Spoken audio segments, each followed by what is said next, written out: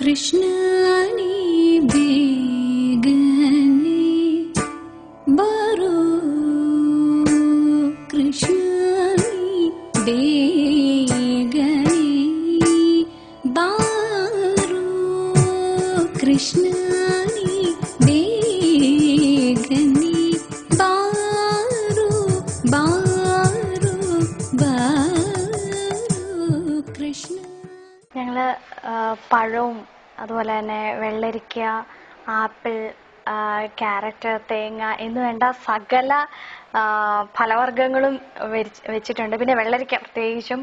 പിന്നെ അതുപോലെ തന്നെ നല്ലൊരു കോടിമുണ്ട് ഒക്കെ അറേഞ്ച് ചെയ്തിട്ട് അതിന് ഏറ്റവും മുകളിലായിട്ട് വെച്ച് ചെറിയ വാൽക്കണ്ണാടിയും പിന്നെ അതുപോലെ തന്നെ സ്വർണത്തിന്റെ എന്തെങ്കിലും മോതിരോ അല്ലെങ്കിൽ മാല എന്തെങ്കിലും അതിന്റെ മുകളിൽ നിന്ന് വെച്ചിട്ട് പിന്നെ ഒരു ആറന്മുള കണ്ണാടി ഉണ്ട്, അതും വെച്ച് പിന്നെ പൂക്കളൊക്കെ ഇങ്ങനെ നല്ല ഭംഗിയിൽ വെച്ച് എല്ലാം ഒരു ഉരുളിക്കകത്ത് നല്ലൊരു ഉരുളിക്കകത്തൊക്കെയാണ് വെക്കുന്നത്.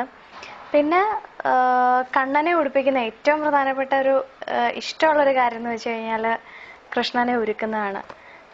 ചന്ദനമൊക്കെ തൊടുവിച്ച് മഞ്ഞ പട്ടൊക്കെ ഉടുത്ത് അങ്ങനെ ഒരുക്കി നിർത്തുന്ന ഒരു ചന്തമാണ്. എപ്പോഴും എനിക്ക് ചെറുപ്പം പോലെ ഒരു വലിയൊരു വാശിന്ന് വേണമെങ്കിൽ ഒരു ചെറിയ വാശിന്ന് തന്നെ പറയാം. എപ്പോഴും വിഷുവിന് എനിക്ക് തന്നെ ഒരുക്കണം. തലേന്നൊന്നും ആരെയും അമ്മയോ ചേച്ചിമാരോ ഒന്നും ആരെയും അടുപ്പിക്കില്ല. അപ്പോൾ പറയും, എൻ്റെ അടുത്ത് മുത്തശ്ശിയൊക്കെ പറയും, നീ ഒരുക്കാനൊന്നും സമയമായില്ലേ, ഒരുക്കുന്നില്ലേ? ഞാൻ പറയും എല്ലാവരും കൂടെ മറന്നത് ഞാൻ ഒരുക്കി വെച്ചോളാന്നൊക്കെ പറഞ്ഞിട്ട് സ്വയമായിട്ട് എല്ലാ കാര്യങ്ങളും ചെയ്യും. അതിലൊരു പ്രത്യേക ഒരു ഭംഗി, ഒരു സന്തോഷമുണ്ട്. പിന്നെ കൃഷ്ണനെ ഒരുക്കുന്ന സമയത്ത് ഒരു എന്താ പറയാ, ഒരു കുഞ്ഞു കൊച്ചിനെ നമ്മള് കുളിപ്പിച്ച് ഒരുക്കുന്നത് പോലെ ഡ്രസ്സൊക്കെ ഇടിപ്പിച്ച് പൗഡറൊക്കെ ഇടിപ്പിച്ച് നമ്മള് ഓരോ ആഭരണങ്ങളൊക്കെ ചാർത്തുന്ന അതേ ഒരു ഫീലാണ്. ഒരു അമ്മ എന്നുള്ളൊരു സങ്കല്പത്തിൽ നിന്നുകൊണ്ടായിരിക്കും ചിലപ്പോൾ ഞാനെന്ന് മാത്രമല്ല എല്ലാവരും ആ ഒരു സമയത്തേക്കെങ്കിലും നമ്മുടെ കൃഷ്ണനെ കാണുന്നതെന്ന് തോന്നും.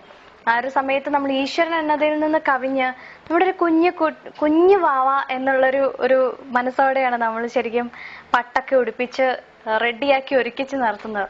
പിന്നെ പിറ്റേ ദിവസം നമ്മൾ ഒരുക്കിയ ആ ഒരു കണ്ണനെ നമ്മൾ പിറ്റേ ദിവസം കണി കാണുന്ന സമയത്തൊരു വല്ലാത്തൊരു സന്തോഷം തോന്നാറുണ്ട്.